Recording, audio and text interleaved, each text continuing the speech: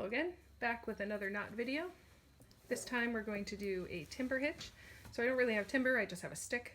And I also have this string that's mostly orange and one colored end. And that's useful for this kind of teaching because we want to only use one end, and it helps to see, well, which end am I talking about?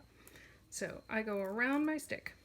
Now I am not going to use the orange end to make the knot. I am going to pull it at the end though. So with this, I go around the orange with the colored end, and then I'm going to wind that colored end on itself. So see how this guy's just through the middle, nothing else is happening to him, and then wind several times. People are always asking me how many times. At least 3 times. 5 times is good. There's no real specific. And then I'm going to pull, whoops, it's stuck on my stick. It's stuck on my stick. Pull my orange end. And if you notice, it's self-tightening. I pulled the orange end and this all came with it. And this is a super, whoa, except my stick broke. Oh no. It's called a timber hitch because this would be used on large logs and such.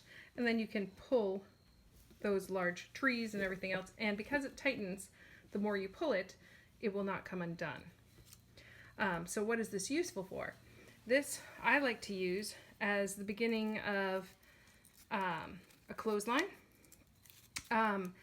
because it goes around large objects really easily and stays tight. I know there are people who are like, oh, tie a clove hitch around a tree. The problem with that is the clove hitch isn't very tight, and sometimes when you pull it, it slips around a larger object. A timber hitch does not. Timber hitch also is good for lashings, if you're doing lashings.